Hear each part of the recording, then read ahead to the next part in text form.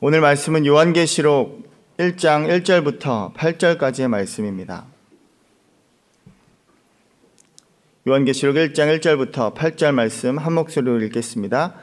예수 그리스도의 계시라. 이는 하나님이 그에게 주사 반드시 속히 일어날 일들을 그 종들에게 보이시려고 그의 천사를 그 종 요한에게 보내어 알게 하신 것이라.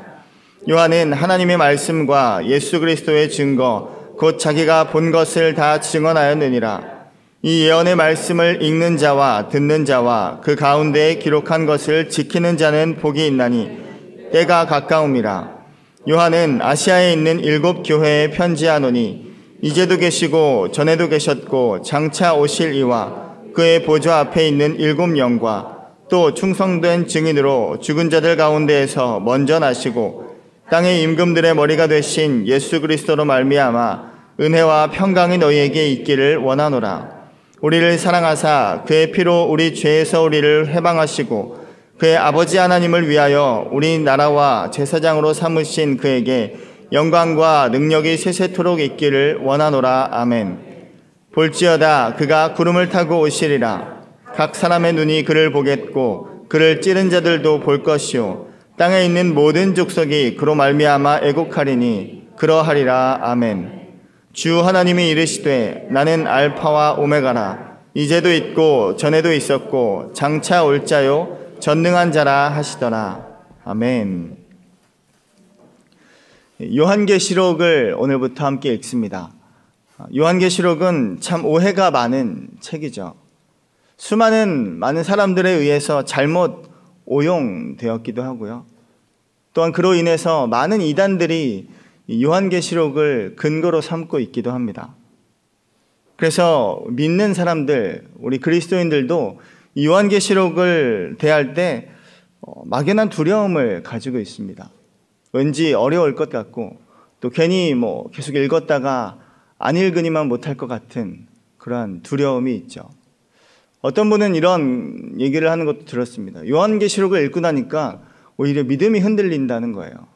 그래서 칼빈도 심지어 요한계시록에 대한 주석을 안 쓰지 않았냐 이렇게 하면서 요한계시록에 대한 두려움을 표하는 그런 분들이 주변에 많이 있었습니다. 그도 그럴 것이 요한계시록이란 계시록은 묵시문학의 장르입니다. 그래서 묵시문학은 우리가 굉장히 낯선 그런 장르이기 때문에 어렵기도 한 것이죠. 묵시란 것이 감추인 것을 드러낸다라는 의미가 있습니다. 그래서 우리가 알지 못하는 다양한 비유와 또 상징과 환상들이 등장합니다. 그리고 단어를 설명하는 시제 자체가 굉장히 초월적인 시제로 되어 있어서 종말에 관한 내용을 기록하고 있습니다.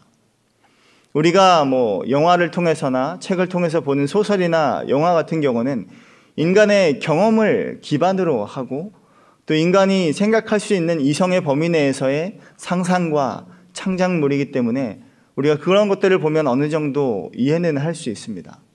그러나 오늘 요한계시록은 그 누구도 한 번도 경험해보지 못하고 또 생각해보지 못한 그런 일들이 오늘 계시되고 있습니다. 그래서 인간의 경험과 이성을 벗어나는 그런 내용들을 담고 있기 때문에 우리가 얼핏 보기에는 굉장히 어렵고 또 낯설고 힘들게 느껴지는 것이죠. 그러면 이 요한계시록은 묵시문학이기 때문에 우리가 전혀 이해할 수 없는 책일까요? 그렇지 않습니다. 요한계시록은 묵시문학임과 동시에 또한 예언서로도 분류가 됩니다. 이 요한계시록의 내용은 예언적인 내용을 담고 있기도 하고 요한 스스로가 이 말씀을 통해서 3절 말씀을 보면 이 예언의 말씀을 읽는 자와 듣는 자와 그 가운데 기록한 것을 지키는 자는 복이 있다 이렇게 말씀합니다. 그래서 이 요한계시록을 기록한 사도 요한이라는 이 저자 자체도 자신의 책을 예언서라고 이렇게 분류하고 있습니다. 그리고 묵시문학임과 또 예언서와 동시에 서신서로도 분류가 되고 있습니다. 왜냐하면 7 교회에게 쓴 편지이기 때문이죠. 그렇기 때문에 지금 이 1세기 당시 요한이 요한계시록을 쓰고 있는 1세기 당시의 교회와 그리스도인들은 적어도 요한계시록을 받아봤을 때 이 요한계시록의 내용이 어떠한 내용인지 어느 정도는 대부분 다 이해하고 알고 있었다는 그런 내용이 됩니다. 그래서 우리도 아침마다 이 요한계시록을 우리가 살펴보면서 어쩌면 우리 안에 이 계시록에 대한 막연한 두려움과 또 오해가 있었다면 그런 것들이 좀 벗겨지는 시간이 되기를 바랍니다. 1절 말씀 한번 더 읽겠습니다. 시작. 예수 그리스도의 계시라. 이는 하나님이 그에게 주사 반드시 속히 일어날 일들을 그 종들에게 보이시려고 그의 천사를 그 종 요한에게 보내어 알게 하신 것이라. 먼저 이 말씀은 예수 그리스도의 계시라라고 말씀하고 있습니다. 그래서 어쩌면 우리가 읽고 있는 요한계시록이라는 이 제목조차도 이 말씀을 오해하게 하는 그런 말이기도 하죠. 엄밀히 말하면 예수 그리스도의 계시입니다. 요한계시록을 읽으면서 가장 중요하고 키포인트가 되는 이 말이 바로 예수 그리스도의 계시라는 말입니다. 예수 그리스도의 계시라는 이 말을 먼저 보게 되면 예수 그리스도의가 소유격입니다. 계시의 소유격이죠. 헬라어 단어에서 소유격 단어는 두 가지로 해석이 됩니다. 주격과 목적격이죠. 별로 어렵지 않습니다. 주격으로 해석하면 어떻게 될까요? 예수 그리스도의 계시가 예수 그리스도가 주격이 되면 예수 그리스도께서 주신 계시가 됩니다. 또 예수 그리스도가 목적격이 되면 예수 그리스도에 대한 계시가 됩니다. 그럼 뭐가 맞을까요? 두 가지 다 맞습니다. 우리는 이 두 가지 다를 맞다고 봅니다. 옳다고 봅니다. 그래서 예수 그리스도께서 주시는 계시임과 동시에 예수 그리스도에 대한 계시의 내용을 담고 있습니다. 바로 예수 그리스도가 가장 중요한 것이죠. 우리가 계시록을 이제 계속 읽다 보면 궁금하고 또 어렵고 신기한 내용들이 많이 있습니다. 과연 666은 누구인가? 또 황충은 무엇인가? 음녀는 도대체 누구를 지칭하나? 땅에서 나온 음녀가 있고 바다에서 나온 음녀가 있고 또 여러 가지 색깔의 형형색색의 말들도 등장합니다. 도대체 과연 이것은 무엇입니까? 사실 그리 중요하지 않습니다. 요한계시록에서 가장 중요한 것은 바로 예수 그리스도, 그분, 그 한 분입니다. 예수 그리스도의 계시라는 이 말 자체가 요한계시록의 가장 중요한 말씀입니다. 물론 모든 성경이 예수 그리스도에 대해 집중되어 있습니다. 모든 성경이 예수 그리스도가 중심이죠. 핵심이죠. 구약을 보면은 구약은 오실 메시아에 대한, 오실 예수 그리스도에 대한 그런 내용을 담고 있는 것이 구약 성경이죠. 신약은 어떨까요? 이미 우리에게 오신 예수님을 말씀하고 있습니다. 우리에게 오신 메시아. 그렇다면 요한계시록은 이제 다시 오실 메시아, 다시 오실 예수 그리스도에 대한 내용을 담고 있습니다. 신약의 사복음서를 포함한 대부분의 내용은 예수님의 초림에 관한 내용을 중점으로 이렇게 살펴보고 있습니다. 이미 우리에게 사람으로 오신 예수님을 설명하고 있죠.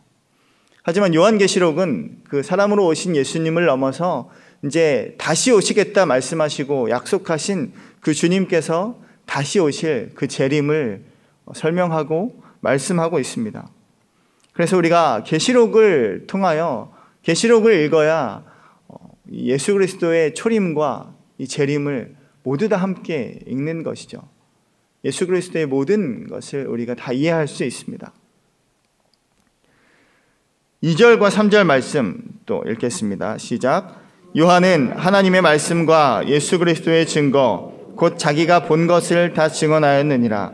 이 예언의 말씀을 읽는 자와 듣는 자와 그 가운데 기록한 것을 지키는 자는 복이 있나니 때가 가까움이라.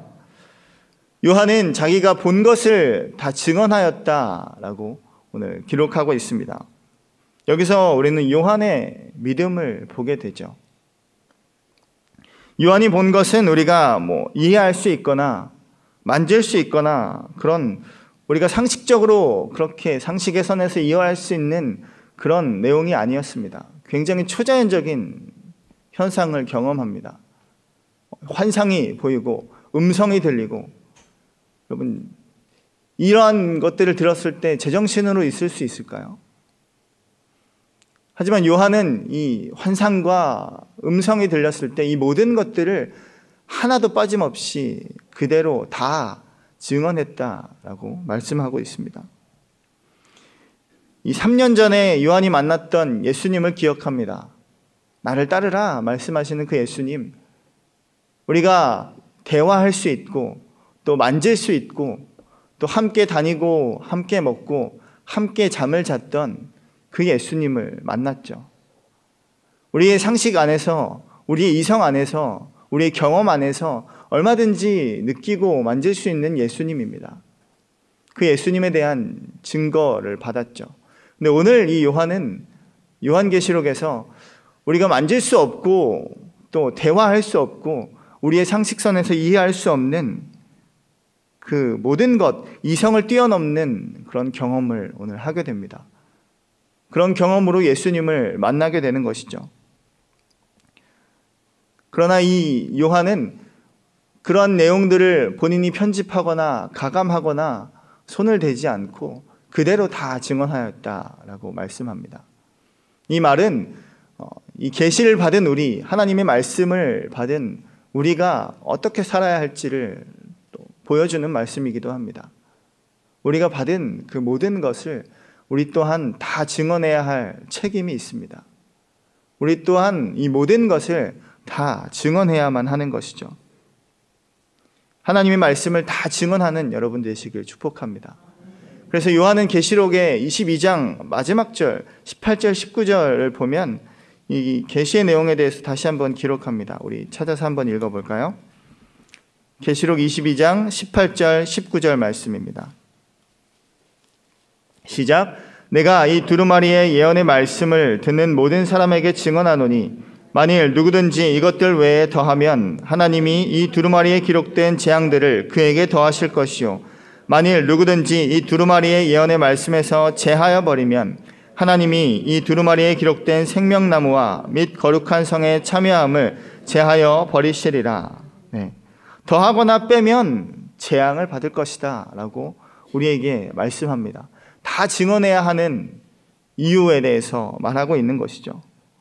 그래서 마치 우리가 이해할 수 없는 많은 내용들을 보면서 이 내용들은 내가 판단하고 내가 결정하고 내가 주장해야 할 내용이 아니라는 것입니다. 하나님의 말씀은 내가 가타부타 판단할 수 있는 것이 아니라는 것이죠. 단지 그냥 두렵고 떨림으로 그분의 말씀을 받았던 이 요한의 모습을 보게 됩니다. 지금 요한은 90세가 넘는 할아버지입니다. 같이 활동하던 그 수많은 영향력 있던 사도들과 수많은 제자들도 한 4, 50년에 다 떠났어요. 4, 50년 전에 다 떠났어요. 한 30대, 40대, 50대에 이미 다 순교를 했습니다. 요한 사도만 거의 100살까지 산 것이죠. 90이 넘는 이 할아버지, 많은 것들을 경험했고 신앙의 연륜도 많이 쌓여 있습니다. 교만할 만도 하죠. 이 말씀 내가 다 알아. 이 말씀은 이런 거야. 이렇게 판단하고 가르칠 만합니다. 하지만 요한은 오히려 하나님의 말씀을 받았을 때 두렵고 떨림으로, 경외함으로 그 말씀을 받는 것을 보게 됩니다. 그분의 말씀을 얼마나 경외하고 사랑했는지를 보여주는 요한의 모습을 보게 됩니다. 그래서 이 예언의 말씀을 읽는 자와 듣는 자와 그 가운데 기록한 것을 지키는 자는 복이 있다라고 말씀하는 것이죠. 왜냐하면 때가 가까움이라. 여기서 때가 가까움이라라는 말은 일전에 부활하신 예수님을 만났을 때 이 요한 사도를 포함해서 거기 있던 사도들이 예수님께 물었던 질문과도 연결이 됩니다. 때가 가까움이라. 사도행전 1장 6절 7절 말씀을 보면 이 사도들이 부활 후 승천하기 직전에 예수님께 질문을 합니다. 그들이 모였을 때에 예수께 여쭈어 이르되 이스라엘 나라를 회복하심이 이때니까? 주님, 이때가 이스라엘 나라를 회복할 때입니까? 이때가 메시아가 이 나라를 다스릴 때입니까? 라고 때를 묻습니다. 그때 예수님이 말씀하시죠. 이르시되 때와 시기는 아버지께서 자기의 권한에 두셨으니 너희가 알 바 아니요. 그리고 오직 성령이 임하시면 너희가 권능을 받고 이 말씀을 하십니다. 오늘 제자들이 물었던 이 1장 6절에서의 이스라엘이 회복할 때, 이 때는 헬라어 단어로 보면 크로노스라는 때입니다. 크로노스는 역사적인 시간이죠. 우리가 2019년 11월 1일이라는 역사적인 시간을 크로노스라고 합니다. 하지만 예수님께서 오늘 말씀하시는 때가 가까움이라 라고 말하는 이 계시록의 때는 카이로스의 때입니다. 카이로스의 때란 역사적인 시간으로서의 때가 아니라 마침내 이루어질 결정적인 그 섭리의 마지막 종말을 말하는 종말의 시각을 의미합니다. 그래서 마침내 그분께서 임하실 마지막 때, 마지막 날, 곧 끝날이 가까이 왔다라고 말씀하는 것이죠. 그래서 주님이 몇 월 며칠 몇 시에 온다라고 말하는 그런 사람들은 여러분 다 가짜입니다. 현혹되지 않기를 바랍니다. 괜히 민망한 곳에서 얼굴 마주치지 않기를 바랍니다.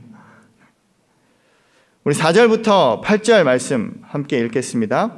요한은 아시아에 있는 7교회에 편지하노니 이제도 계시고 전에도 계셨고 장차 오실 이와 그의 보좌 앞에 있는 7 영과 또 충성된 증인으로 죽은 자들 가운데에서 먼저 나시고 땅의 임금들의 머리가 되신 예수 그리스도로 말미암아 은혜와 평강이 너희에게 있기를 원하노라. 우리를 사랑하사 그의 피로 우리 죄에서 우리를 해방하시고 그의 아버지 하나님을 위하여 우리 나라와 제사장으로 삼으신 그에게 영광과 능력이 세세토록 있기를 원하노라. 아멘. 볼지어다 그가 구름을 타고 오시리라. 각 사람의 눈이 그를 보겠고 그를 찌른 자들도 볼 것이요 땅에 있는 모든 족속이 그로 말미암아 애곡하리니 그러하리라. 아멘. 주 하나님이 이르시되 나는 알파와 오메가라. 이제도 있고 전에도 있었고 장차 올 자요 전능한 자라 하시더라.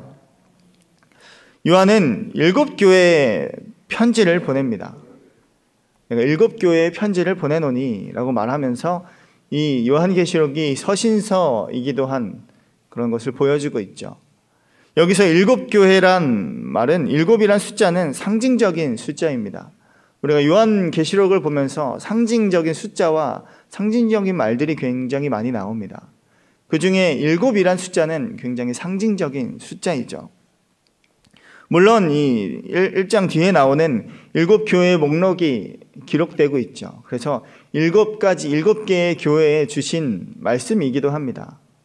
하지만 단지 7교회에게만 해당되는 말씀은 아니라는 것이죠.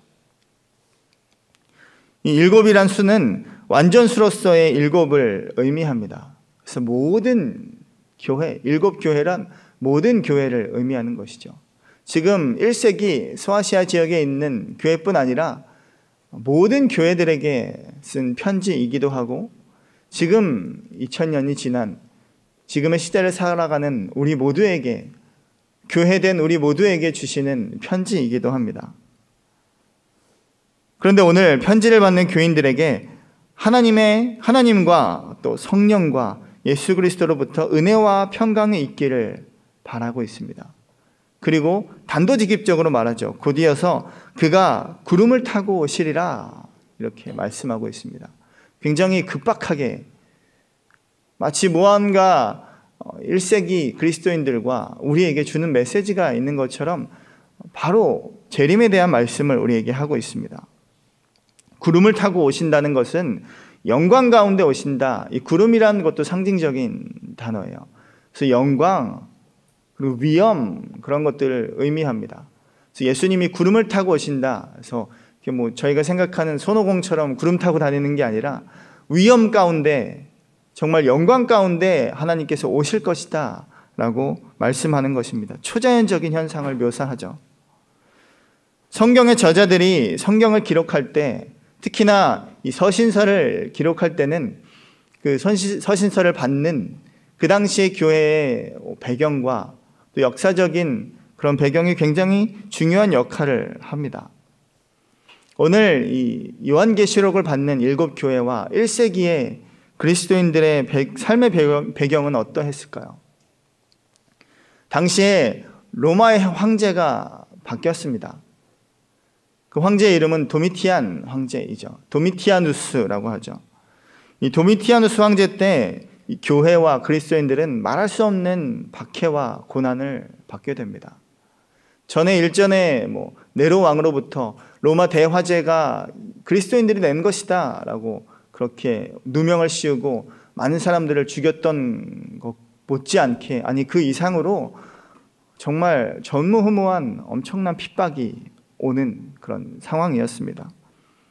이 당시 도미티아누스는 자신을 황제라고 칭하지 않고 자신의 칭호를 바꿨습니다. 나는 신이다 라고 바꿨어요. 그래서 도미티아누스는 주와 신이다 라고 고백해야 했습니다. 도미티아누스 황제라고 말하면 당장의 사형을 당했어요. 도미티아누스는 황제, 사람이 아니기 때문이죠. 도미티아누스는 신이다. 그래서 도미티아누스는 주님이십니다 라는 고백을 해야만 살아남는 시대였습니다. 그래서 그렇게 고백하지 못하는 사람들이 있었죠. 바로 그리스도인들입니다. 네가 무슨 신이야, 사람이지. 이렇게 말하는 이 모든 사람들이 죽임을 당하게 됩니다. 그래서 굴로 숨게 되죠. 카타콤이라는 곳으로 숨어서 평생 그곳에서 태어나고 죽었던 사람들을 보게 됩니다. 이 도미티아누스는 그래서 기독교인들을 말살하는 정책을 펼쳤어요. 이 기독교인들 때문에 지금 우리가 이렇게 힘든 거야. 이 사람들을 잡아 죽이면 당장에 승진을 시켜주고 당장에 혜택을 주는 그런 일들이 이 1세기 당시에 일어났던 삶의 배경입니다. 이 그리스도인들이 받았던 핍박의 내용들을 이렇게 쭉 읽어보면 내가 이 당시에 있었다면 견딜 수 있었을까? 그런 생각이 듭니다. 솔직히 자신 없습니다. 다 잡아 죽이고 극심한 고문을 하고 심지어 그리스도를 믿는 사람의 처자식을 붙잡아 와서 눈앞에서 처참하게 살해하는 그런 모습을 보였습니다. 그래서 수많은 사람들이 배교를 하기 시작합니다. 수많은 사람들이 예수님을 떠나가죠. 도미티아누스는 신이다 이 한마디만 하면 살려주니까 누구나 다 많은 사람들이 이러한 유혹 가운데 시달리게 되는 상황입니다. 이게 이제 교회 밖의 상황이고요. 교회 내부는 어땠을까요? 이 당시 때 영지주의라는 이단뿐만 아니라 수많은 이단들이 발생하게 됩니다. 예수님의 승천 사건 그리고 재림 사건을 이용해서 많은 사람들을 미혹하기 시작합니다. 그리고 유대교와 이렇게 혼합된 신앙으로 율법을 지켜야 한다라고 말하는 사람들도 있습니다. 그래서 많은 사람들이 이 거짓 선지자들의 유혹과 미혹에 미혹이 됐고 많은 사람들이 이단으로 그렇게 끌려가는 그런 상황이었습니다. 교회가 안팎으로 굉장히 힘든 상황이죠. 박해와 고난과 그런 미혹이 있는 그런 상황입니다.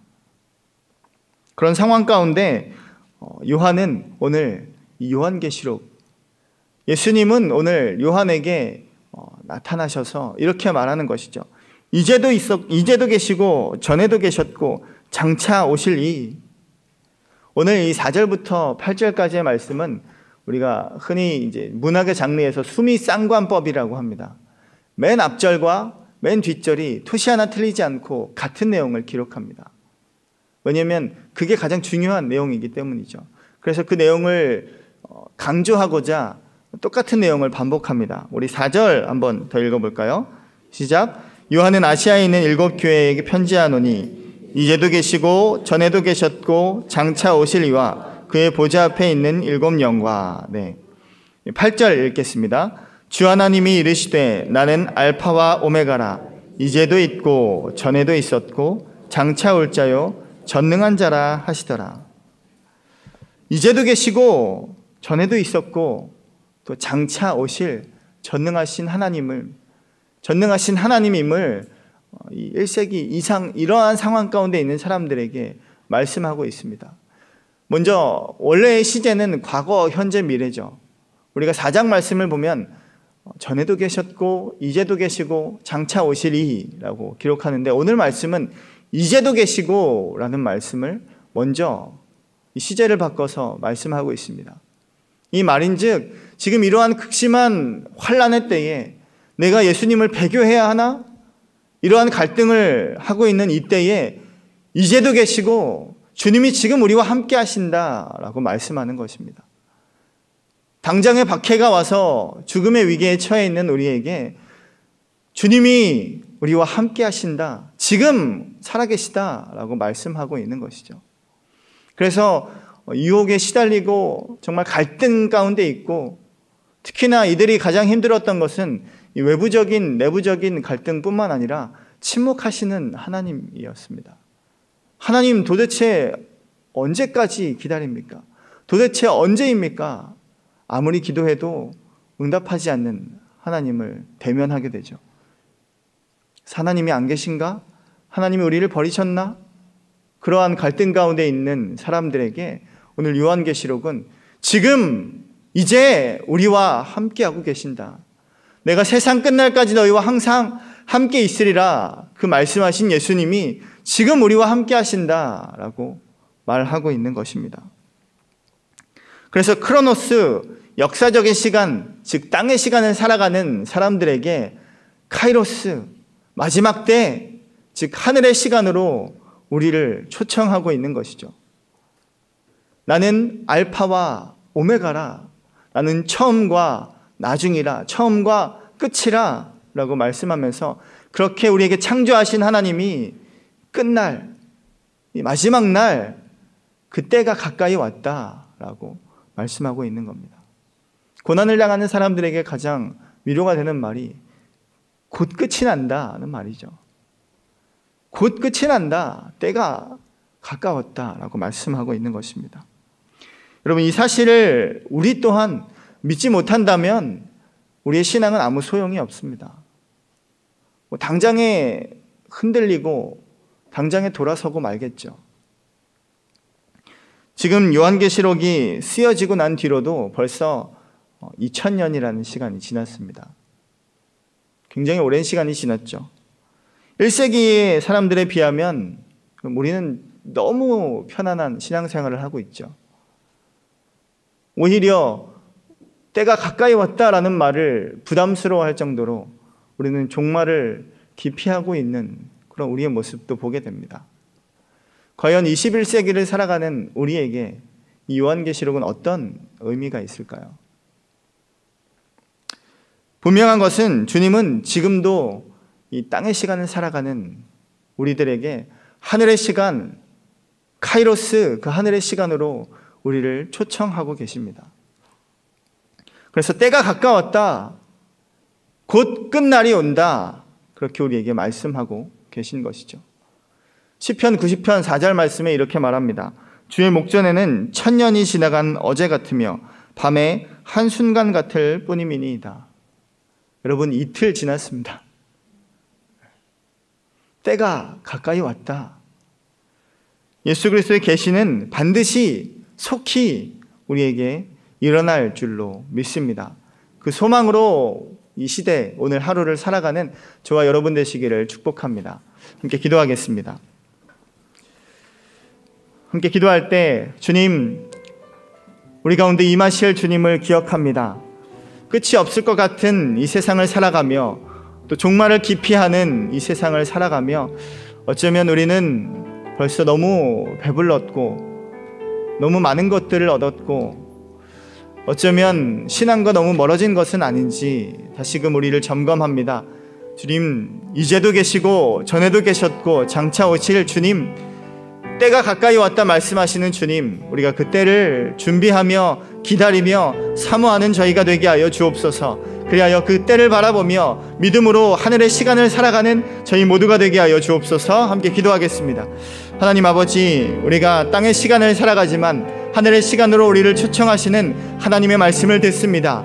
때가 가까이 왔다 우리에게 말씀하시는 그 말씀으로 우리를 깨어있게 하여 주셔서 잠들어 있는 우리의 신앙이 다시금 깨어나는 시간 되게 하여 주시고, 저 끝날 마침내 우리 가운데 임하실 주 예수 그리스도를 바라보며 사모하며 기다리는 저희 모두가 될 수 있도록 주님 우리에게 믿음을 더하여 주옵소서. 하나님, 이해되지 않고 풀리지 않는 이 계시록의 말씀을 읽으며 소망하며 사모하는 말씀으로 주의 말씀을 대하는 저희 모두가 될 수 있도록 주님 우리에게 은혜를 더하여 주옵소서. 하나님, 우리에게 끝날이 있음을 알게 하심을 감사합니다.